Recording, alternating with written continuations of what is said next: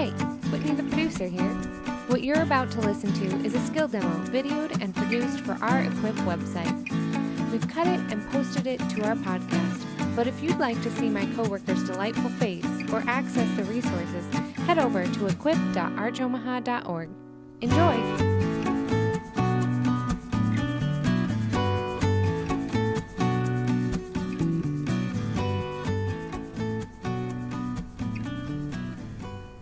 Hi, I'm Beth Carlson on the parish support team, and I'm here to help you overcome obstacles to mission. Today, I'm going to walk you through the steps for group lectio. Shared prayer with your leadership team or your parish council or parish staff or any other teams that you might have is a really fast way to build vulnerability and trust and build habits for discerning God's will. To prepare for your group lectio experience, begin with selecting a short passage. This is the passage that you're going to read aloud 3 times, and I suggest that you select 5 to 7 verses. Typically from the Gospels are a really good place to start. Also, have a copy of the scripture printed for each person in your group so that they can read along with you. As the leader, you are going to be the consistent reader who also guides the meditation. Before beginning, set the stage for your group so they know what to expect. This could sound like, I am going to be reading this passage aloud 3 times. There will be silence after each time, and I will also give you suggestions for what you can meditate upon during this time of silence. After each period of silence, I will begin with the sharing, and you can join in and share as you feel comfortable. As a leader, I know it can be a little bit scary to guide an entire group in prayer, but we do have a script for you that you can use if you so desire, which you can find linked in the notes of this video. The script that's linked in the notes follows a simple meditation based on ARRR, which is acknowledge, relate, receive, respond. To begin, you'll open with the sign of the cross and a simple prayer such as the Our Father or Glory Be, or a spontaneous prayer. The first reading of the scripture will be acknowledge. This is where you're noticing where the Lord is drawing your heart. As you're leading your group, it could sound something like this. The first time that I read through this passage, I want you to notice a word, phrase, or image that grabs your attention. People will naturally begin to ponder why the word, phrase, or image grabbed their attention, which is really great. So during the sharing time, it could be relatively short. It could just be, oh, the word foot stuck out to me, or they could give you a little bit more information. All of those are great ways to share in prayer for this first reading. The second reading of the scripture is relate, where you tell Jesus everything. Before you read the scripture aloud, it could sound something like this. As I read through this scripture a second time, I want you to notice the word, phrase, or image that is standing out to you. Maybe it's the same word, maybe it's a different word or phrase. And I want you to relate all the thoughts, feelings, and desires of your heart to the Lord. This is not just pondering, this is talking to Jesus about the things on your heart. The third reading of scripture is based on receive. What is the Lord saying to you through this scripture? And it could sound something like this.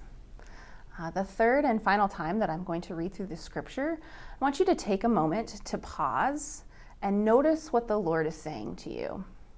If more things in your heart are stirred, more thoughts, feelings, or desires, we want to relate those to the Lord, but we want to be very careful and very cognizant of taking a moment to quiet our own mind so we can listen to what the Lord has to say to us.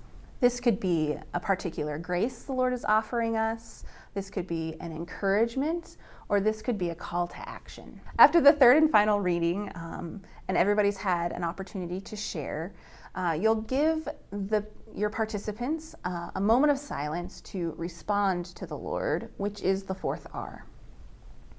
And this could sound something like this. Let's just take a moment after our time of prayer and sharing together to respond to the Lord in our hearts and to solidify any grace that He has poured upon us. We will do that silently for a few moments, and then I will close us in a prayer. The leader at this point would then end with an Our Father or Glory Be, or even a spontaneous prayer of their own. Tips and tricks. As you read aloud, read thoughtfully and slowly. Allow generous time for silence. This can be really hard to do when you're leading, so I would encourage you to use a watch with a second hand, because sometimes it feels like an hour has gone by and it's been 10 seconds. Your sharing first will be the signal for everybody else to begin to share if they desire. Don't be afraid of the silence, as I've said.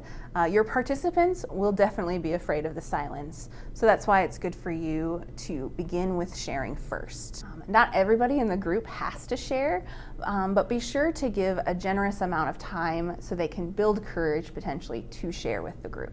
I know it can be hard sometimes to lead by reading the scripture passage and also enter into the prayer yourself, but it is possible to share and be vulnerable without overdoing it. So a couple of pitfalls to watch out for as you're building the habit of group lectio on your team.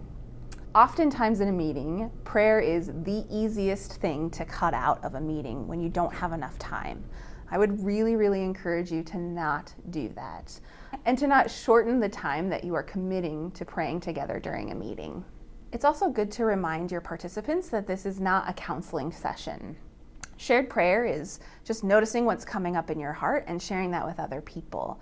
And oftentimes our response is that we want to fix or troubleshoot hard things maybe that are coming up in people's prayer. And this isn't the time or space for any of that. With our group lectio, we really are striving for a heart-to-heart conversation with Jesus. This isn't primarily an intellectual understanding of the scripture, such as you might see in a Bible study. We really want to encourage one another to enter deeply into the scripture and notice what's stirring in our heart and hearing what the Lord has to say to us. Sometimes it can be good to encourage participants who are kind of staying at an intellectual level to ask them, like, what is Jesus saying through an intellectual understanding of the time and place or whatever's happening in the scripture, to help them go a little bit deeper. On my team, we have several people who know scripture very well and have studied it. When we share, I'll often hear what's happening at this particular moment in time in the scripture that we're praying with. They will share those things, but then they notice what's stirring in their own heart around that knowledge and understanding of the scripture. Hey, I hope you found this helpful. Be sure to check out our resources on equip.archomaha.org. And if you'd like to contact me, you could reach me at bccarlson@archomaha.org, and we can talk about this more. I'd love to hear from you.